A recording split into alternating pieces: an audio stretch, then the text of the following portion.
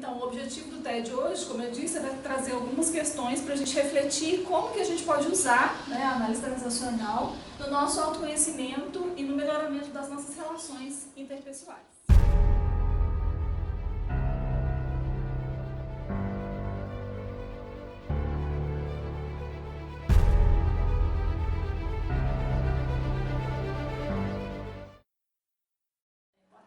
Meu nome é Silvana e esse é o TED NEPT sobre a análise transacional, ou AT, uma breve introdução. Bom, primeiro eu queria dizer que eu sou uma aprendiz da análise transacional, estou estudando, estou fazendo um curso de formação, então assim, não sou nenhuma especialista. Eu não vou trazer muitas coisas, dados técnicos a respeito da teoria, né, porque isso vocês podem encontrar na internet, mas quando eu pensei em fazer esse TED, eu pensei em trazer alguns pontos que me fizeram gostar, né, fizeram me apaixonar pela análise transacional. E um dos conceitos que eu gosto muito é o conceito de okeidade, né? Então a AT considera que todo ser humano é ok, né? E o que é ser ok? É ser autônomo, é ser capaz de gerenciar a própria vida, mesmo, né, com as limitações, com as dificuldades que você tiver. A análise transacional ela é uma teoria, né, da psicologia individual e social.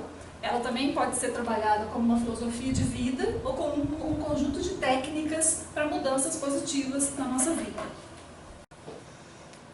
Então, o objetivo do TED hoje, como eu disse, é trazer algumas questões para a gente refletir como que a gente pode usar, né, a análise transacional no nosso autoconhecimento e no melhoramento das nossas relações interpessoais. Antes, porém, né, de falar da AT, eu queria comentar um pouquinho sobre essa ponte entre a psicologia e o espiritismo, já que o objetivo do nosso grupo é trabalhar a questão, né, da ciência e da espiritualidade.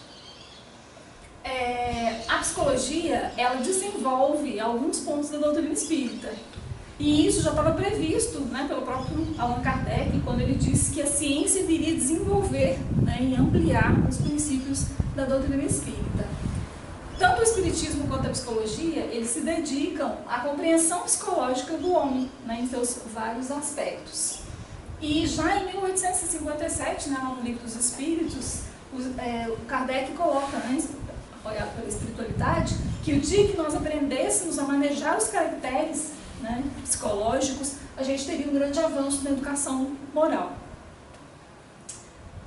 A psicologia ela é uma ciência relativamente nova, né, assim, oficialmente ela se firmou na academia só no final do século XIX, então ela é basicamente mais nova, né, que o espiritismo, mas ela tem contribuído, né, nas suas pesquisas com vários instrumentos para que a gente trabalhe várias coisas que a gente considera importante, né, no espiritismo também. Por exemplo, né, a questão do autoconhecimento. E a psicologia tem destacado muito a questão, né, da diferença entre conhecer e vivenciar. Né? Ou seja, saber alguma coisa está no nível do intelecto. E é diferente de você vivenciar, que é uma coisa que está no nível do sentimento. Né? Por exemplo, ninguém deixa de ser invejoso pelo simples fato de saber que é invejoso. Né? Então tem um caminho de saber e tem um caminho de transformar, que é um caminho que mexe com a emoção, né, com o sentimento. Quando a gente fala de autodescobrimento, a gente tem que pensar não apenas nas nossas limitações, né, nos nossos problemas, nas nossas dificuldades, mas também em encontrar o belo, né, a superação, a iluminação, o potencial, a divindade mesmo, né, que está dentro da gente. Então, a psicologia tem contribuído de uma forma marcante para que a gente entenda várias forças que estão atuando sobre nós. Né? Então a gente tem forças biológicas, psicológicas, sociais e espirituais que impactam o nosso modo de ser. E quando a psicologia fala do espiritual, na verdade ela não está falando do espírito imortal, sobrevivente, alma, como a gente trata no espiritismo. Mas eles já começam a usar esse conceito para dizer que tem alguma coisa além dos outros níveis. Né? Então nós não somos só corpo, né? Não somos só mente, não somos só um ser social, tem alguma coisa além disso, né? Que já é um avanço. Então, é importante, né, a gente compreender as forças que atuam em nós, que muitas vezes são inconscientes, né, e que afetam o nosso modo de pensar, de agir, né, de ser, de se comportar. Então, é esse mergulho na dinâmica da alma ou da personalidade, né, como diz a psicologia. Só para a gente ter um conceito em mente, quando a psicologia fala de personalidade, ela está falando de um conjunto integrado e relativamente estável de características psicológicas que determinam a individualidade pessoal e social. Então, quando a gente fala de personalidade, a gente está falando do que cada um é, a partir da sua formação. Ou uma maneira de pensar a questão da personalidade é a forma como a pessoa funciona no mundo. Então, cada um de nós vai funcionar no mundo de uma maneira diferente a partir dos seus próprios valores. Disso que a gente está falando quando a gente fala de personalidade. Bom, então, como eu falei, eu vou trazer alguns conceitos da AT que eu considero que são interessantes e que eu acho que a gente, mesmo sendo leigos na AT, podemos utilizar para nosso conhecimento, para o nosso autoconhecimento, para o desenvolvimento da nossa personalidade. A AT considera que a nossa personalidade é formada por diversos sistemas. Obviamente, gente, isso é uma divisão teórica, a gente sempre separa as coisas na teoria para pesquisar. Mas a palavra sistemas é interessante, porque se a gente olhar no dicionário, sistema significa um conjunto de elementos interligados e que funcionam como um todo estruturalmente constituído. Então essas partes elas estão funcionando juntas. Então a análise transacional ela considera que nós temos 3 sistemas principais na nossa personalidade, que o Eric Berne chamou de estados de ego, e é o estado de ego pai, o estado de ego adulto e o estado de ego criança. De uma maneira um pouco superficial, para a gente entender, o estado de ego criança, ele está relacionado com como a gente grava as nossas experiências no campo do sentimento, das nossas emoções, que são típicas da criança. O estado de ego pai representa como que a gente grava, como que a gente aprende modelos de conduta, de normas, de preceitos, de valores morais. E o estado de ego adulto está relacionado com uma forma racional, lógica, da gente lidar com a vida. Aqui, as partes vermelhas não vai dar para ler, mas só para a gente entender. O estado de ego pai, ele está relacionado com os conceitos da vida que são aprendidos. Então a gente aprende com os nossos pais, com a nossa família, com a nossa sociedade, uma série de normas, uma série de regras que a gente interioriza nesse sistema aí que é o estado de ego pai. O adulto são conceitos de vidas raciocinados, então a gente aprende a raciocinar para lidar com a vida. E o estado de ego criança representa um conceito de vida que é sentido. Então, como eu disse, isso tudo está interligado, mas a gente separa na teoria para a gente tentar entender como que esses sistemas funcionam. A AT divide os estados de ego, então o estado de ego pai ele divide em pai protetor e pai crítico. E o estado de ego criança é dividido em criança livre, criança rebelde e criança submissa. Eu vou dar uns exemplos daqui a pouco. Bom, esses sistemas, então, eles são formados na nossa personalidade a partir das nossas experiências, e aí a análise transacional considera as experiências que a gente tem desde a nossa concepção, do feto, a psicologia já considera que o bebê, que o feto, ele está desenvolvendo já a personalidade, e nós, do ponto de vista espírita, sabemos que o espírito traz uma bagagem de vivências anteriores, que a análise transacional não vai entrar nisso. Esses sistemas eles são formados também a partir das nossas interpretações e percepções da vida. Por exemplo, a gente sabe que 2 crianças que crescem numa família, com o mesmo pai, com a mesma mãe, no mesmo contexto social, são pessoas diferentes. Por quê? Porque a nossa personalidade não é formada só do que a gente vivencia, mas também de como interiormente a gente lida com essa realidade. É interessante que a análise transacional considera que a gente forma esses sistemas como uma forma de sobrevivência, para a gente aprender a lidar com o meio que a gente vive. Então, por exemplo, se uma criança cresce numa família em que não é permitido demonstrar afetividade, que não é permitido abraçar, tocar, beijar, que expressões de carinho, de afeto não são partes daquele ambiente, o estado de ego dela, criança, vai ficar pouco desenvolvido. Mas ela vai fazer isso por quê? Como uma estratégia de sobrevivência. Se você está no meio que aquilo não é valorizado, então você não vai desenvolver aquilo. Esses sistemas, eles são catequizados, eu gosto dessa palavra, é um termo técnico da T, mas quer dizer simplesmente que esses sistemas eles são energizados. A ciência e a psicologia já trabalha com um ser humano que é feito de energia. Então, cada sistema desse ele vai ser energizado. Os sistemas, eles não são bons e nem ruins por si mesmos, né? Então, quando eu falo que eu tenho um estado de ego, um pai crítico, um pai protetor, uma criança rebelde, em si isso não é ruim, né? O que vai definir se é bom ou se é ruim é a forma como que isso vai atuar no contexto, né? Por exemplo, se a pessoa energiza, né? Energiza o estado de ego adulto e ela funciona com esse estado de ego o tempo todo, no serviço, em casa, né, sentada numa mesa com os amigos. Então tem um problema aí porque ela não consegue, digamos, fazer uma dança, né? Ela não consegue ter uma flexibilidade entre esses estados de ego. O natural é que você utilize o estado de ego que é preponderante, que é necessário para uma determinada situação. Na hora de ser criança, você é criança, na hora de ser adulto, você é adulto. Na hora que precisar ter uma postura de pai crítico, de pai protetor, você vai utilizar esses sistemas, né? Então, essa catexia é essa energia que circula, fazendo com que cada sistema funcione no momento adequado. Então, né, uma pergunta que é interessante a gente pensar é como que estão os nossos estados de ego, né? Nas minhas relações, no meu dia a dia, como é que eu estou funcionando, né? Eu estou sempre no adulto, ou eu estou sempre no pai, que é aquele que está sempre criticando, né? Ou está protegendo excessivamente, às vezes, o outro, né? Ou está sempre salvando o outro, ou eu sempre respondo para a minha criança em qualquer situação, né? Às vezes, quando o estado de ego da criança não está bem desenvolvido, a gente vai ser aquela pessoa que quer atenção o tempo todo, né? Então, o mundo circula como na criança, né? Que o mundo circula ao redor dela, né? Então, você precisa que o mundo sempre circule ao redor de você, né? Então, fica uma questão para a gente pensar. Um outro conceito da AT é o conceito de transações, que está ligado com o nome da teoria, que é análise transacional, né? Tem dessa questão das transações, e que tem a ver com os estados de ego também, né? Então, as transações, elas são trocas de estímulos e respostas entre dois estados de egos específicos em diferentes pessoas, né? Então, a AT considera que quando a gente se relaciona a partir dos nossos estados de ego. A AT analisa diversos tipos de transações, eu só vou comentar três aqui, que são os três principais para a gente entender um pouquinho do conceito.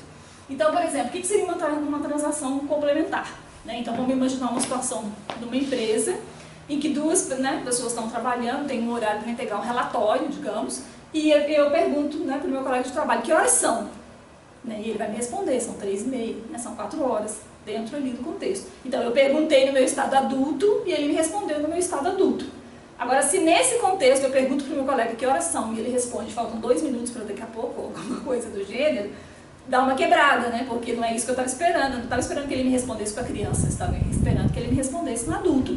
Agora, como eu disse, isso não é bom nem ruim em si, porque de repente, eu estava mesmo muito cansado, estava precisando parar para tomar um café, eu aproveito a deixa da criança livre dele para ir tomar um café. Agora, dependendo do contexto, pode ser que isso não seja muito bem visto, né? Mas isso é uma transação quando complementar, é quando os estados de egos estão sintonizados, né, na transação. A transação cruzada é esse exemplo que eu dei, né, quando você pergunta no adulto e a pessoa te responde na criança. Um exemplo legal de transação cruzada é quando, vamos pensar numa família, né, que é meio-dia, o marido chega em casa para almoçar, e aí a esposa está na cozinha, o almoço ainda não está pronto, né, e ele pergunta, que horas são?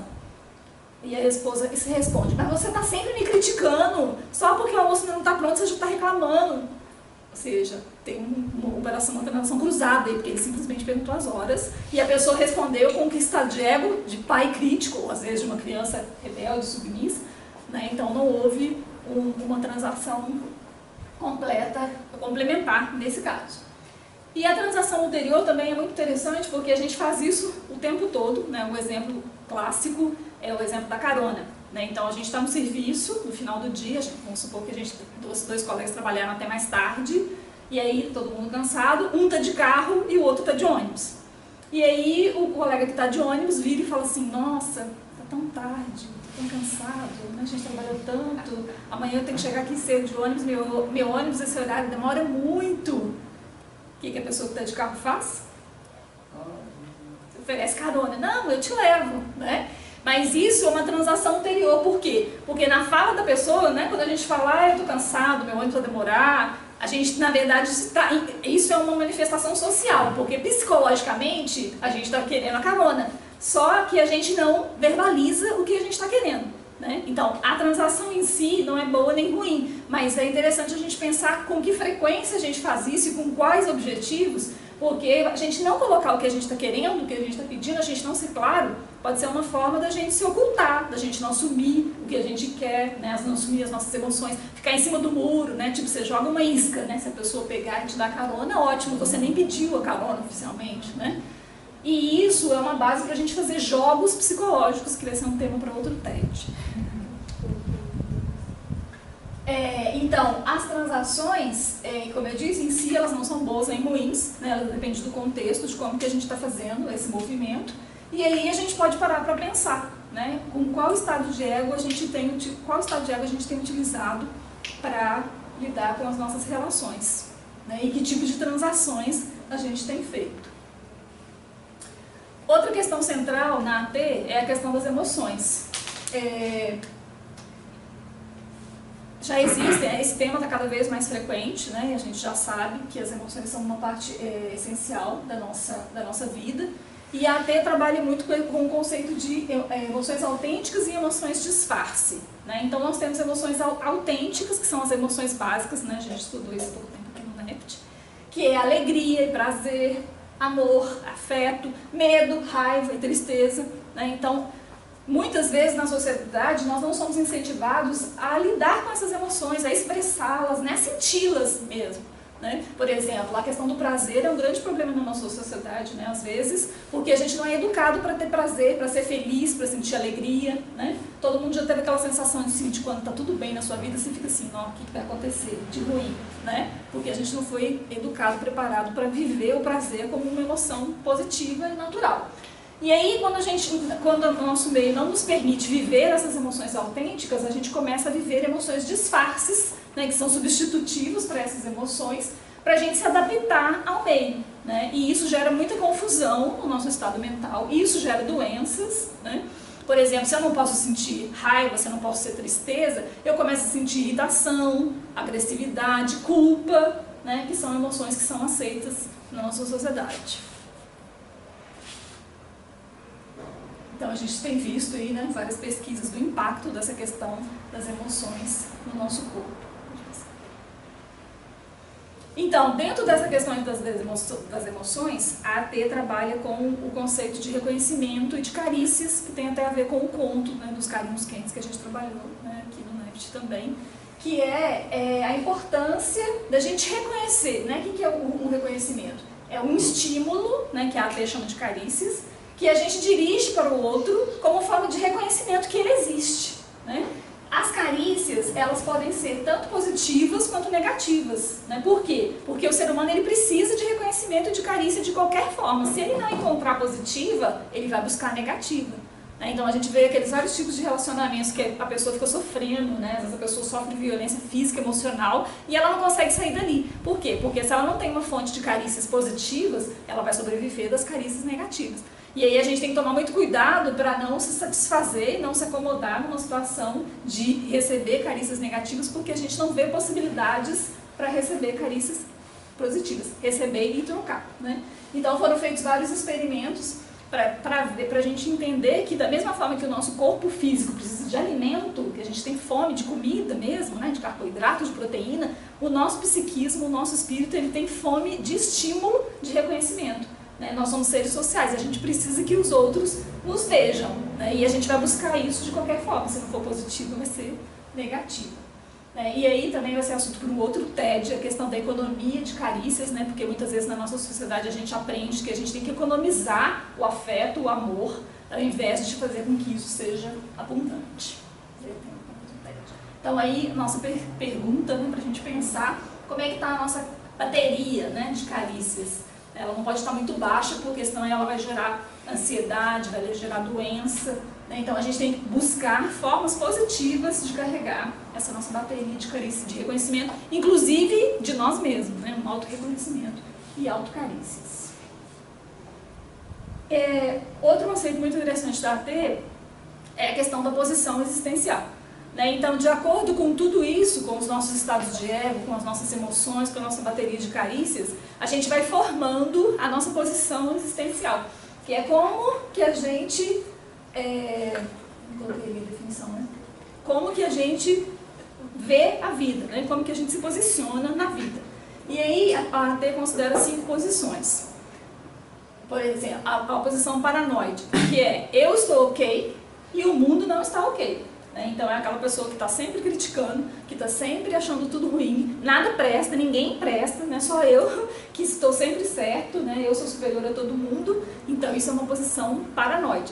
É claro que essa posição, na verdade, ela mostra que no fundo a pessoa é extremamente insegura, carente, né? Não tem teve reconhecimento, e aí ela pode assumir como disfarce essa posição de que não, eu estou ok, o mundo é que não está ok.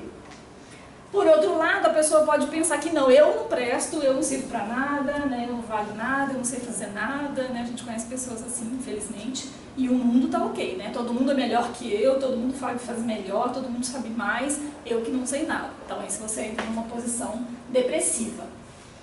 Se você acha que está tudo ok, tudo maravilhoso com você e com o mundo, também é perigoso, porque pode ser uma posição maníaca, né? Porque a gente sabe que tem problemas em você, no outro e no mundo. Então você tem que ter uma visão realista, né? Então se está tudo cor-de-rosa demais, pode ser uma posição maníaca. Ou uma posição nihilista, né? Que é de negar tudo, nada presta, né? Tá tudo ruim, eu não presto, o mundo não presta, ninguém presta, né? Aí você entra numa posição nihilista. E a posição que a AT trabalha, o que seria uma posição realista, é eu estou ok, mais ou menos, e o outro está ok, mais ou menos. O que é esse ok, mais ou menos? É a gente reconhecer que tem eu, o outro e o mundo, né, a vida, as situações do dia a dia, tem coisas boas e tem coisas ruins mesmo. Né? E a gente ser capaz de lidar com isso. Né? O famoso não temos o mal. Né? A gente saber que tem coisas positivas e negativas, mas a gente não ter medo de lidar com isso. Então, né, esses são alguns conceitos básicos da análise transacional que tem como foco, tem como objetivo promover a nossa autonomia, né, que a gente entenda um pouco melhor como que funciona a nossa personalidade, a partir, né, da perspectiva dessa teoria, com o objetivo de nos empoderar, né, para que a gente entenda melhor como que a gente lida com os outros, como que a gente está funcionando, como que a gente pode cuidar da gente mesmo, para que a gente tenha autocontrole na nossa vida. E uma questão que eu acho fundamental é que a gente assuma o nosso poder de redecisão e de reorganização. Né? O que é isso? Tudo que aconteceu comigo no meu meio social, na minha família, isso tudo define parte de quem eu sou. Mas isso não é imutável. Né? E eu tenho o poder de mudar na hora que eu quiser. Né?